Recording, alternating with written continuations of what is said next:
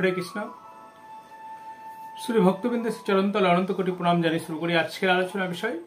আজকের আমার আলোচনা বিষয় আগামীকাল অর্থাৎ শুক্রবার 30শে আগস্ট আমরা যে মহাপক্ষবর্ধনী দ্বাদশী অর্থাৎ পক্ষবর্ধনী মহাদ্বাদশী তিথি যে পালন করছি, সেই তিথি পালন না করলে আমাদের কি অসুবিধা হতে পারে। কারণ আমরা দেখেছি তার সুফলগুলো দেখেছি।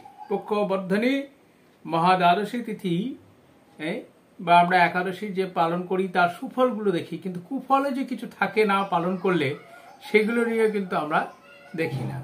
তো আজ আমাদের এটি নিয়ে আলোচনা বিষয় যে পক্ষবর্ধনী মহাদ্বাদশী তিথি পালন না করলে শাস্ত্রীয় বিধান অনুসারে কি শাস্ত্রের কথা বলা হয়েছে, আর এই দিন একটি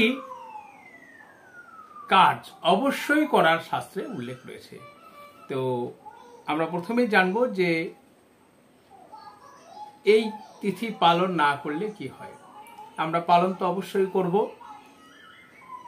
এই তিথি যদি কেউ পালন না করে সেক্ষেত্রে শাস্ত্রের যা বিধান আছে 14 ইন্দ্ররাজ সম নরক বাস করতে হবে, রাজত্ব সম, অর্থাৎ 14 জন ইন্দ্রের রাজত্বকাল যতদিন থাকবে ততদিন আপনাকে নরক বাস করতে হবে। এইবার এই শাস্ত্রের প্রতিবিধানও করা আছে কিছু, যে যারা একবারেই যেটা করা উচিত আর কি, দ্বাদশী তিথি মানে তো অ্যাকচুয়ালি নির্জল উপবাস, তাই না, একাদশী পালন যেগুলো, কিন্তু যারা পারবে না তাদের জন্য কিন্তু সেবার কথা বলা রয়েছে। কি সেবার? সে যে 5টি খাদ্যশস্য বর্জনের কথা বলা হয়েছে, সেইগুলো বাদ দিয়ে প্রচুর খাবার রয়েছে।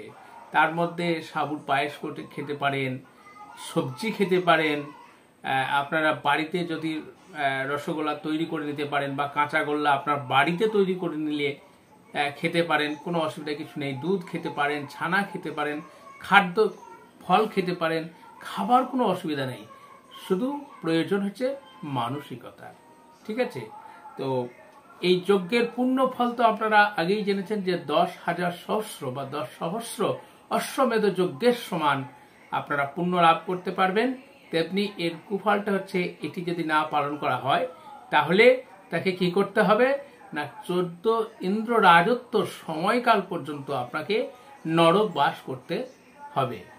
আর এই দিন একটি কাজ বিশেষভাবে করার কথা বলা হয়েছে, সেটা হচ্ছে শ্রীহরিকে অর্ঘ্য নিবেদন করতে বলা হয়েছে, এবং কিভাবে সুপক্ক সুমিষ্ট ফল দ্বারা, এবং তার পাশাপাশি যেটা বলা হয়েছে সেটা বলা হয়েছে ঘৃত পক্ষ নৈবেদ্য।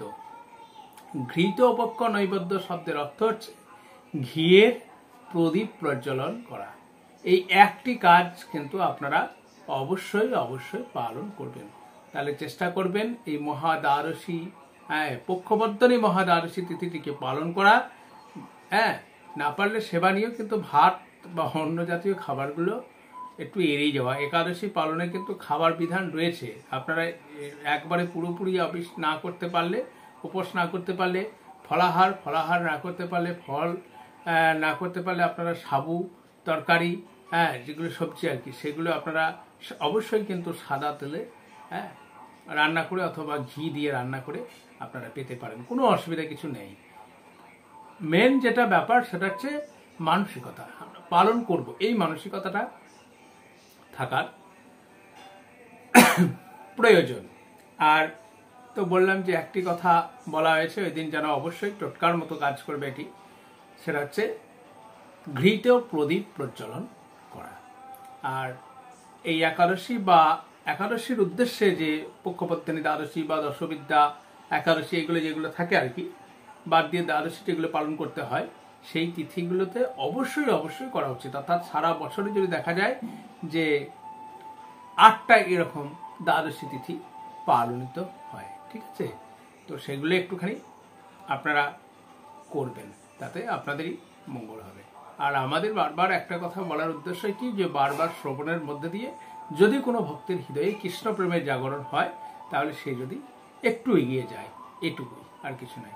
হরে কৃষ্ণ, আপনাদের মঙ্গল হোক।